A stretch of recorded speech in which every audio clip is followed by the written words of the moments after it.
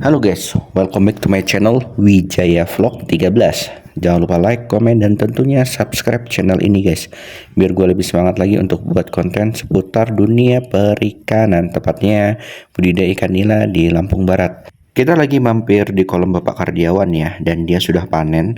Jadi nanti kita bakal cek gimana hasil panennya penggunaan pakan 788 guys. Jadi simak terus video ini. Selamat menikmati. Nah, ini ada kurang lebih 3 kolam. Yang satu kolamnya sudah panen. Nanti kita bakal tanya bapaknya kira-kira dapat hasilnya berapa ya guys. Soalnya ini kita pakai pakan full 788 dengan protein 28% guys. Ini meskipun warna airnya hijau, ini hijaunya hijau pekat ini guys, dengan kecerahan kurang lebih 15 cm. Tapi bisa dilihat ikannya aman, nggak ada kematian. Dan di ujung sana ada terdapat plankton mati ya guys, atau bloom alga di pojok sana guys. Itu seharusnya dibuang. Itu ini sibelnya menggunakan yang 2 in kecil. Ini harusnya lebih besar lagi. Ini mungkin kita agak waspadanya ketika malam hari ya guys, karena oksigennya itu kalau malam pasti lebih drop. Karena ini plankton ini kalau siang dia bakal melepaskan oksigen, tapi kalau malam dia akan nyerap oksigen juga. Jadi oksigennya berebut sama ikan, makanya mungkin sangat pengap. Untuk inletnya dari sini guys.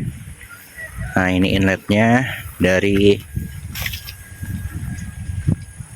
Sungai Besar.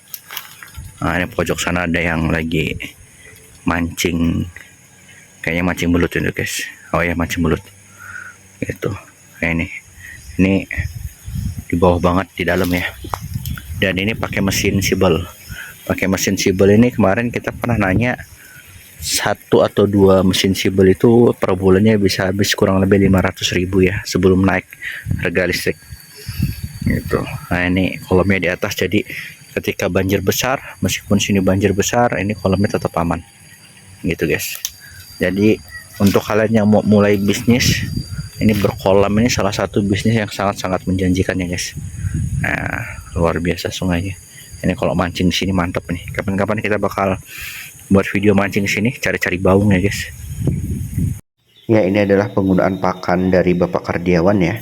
Ini kemarin yang sudah panen ini kolam nomor 2 dengan tebaran 16.000 ini guys. Ini baru tebarkan.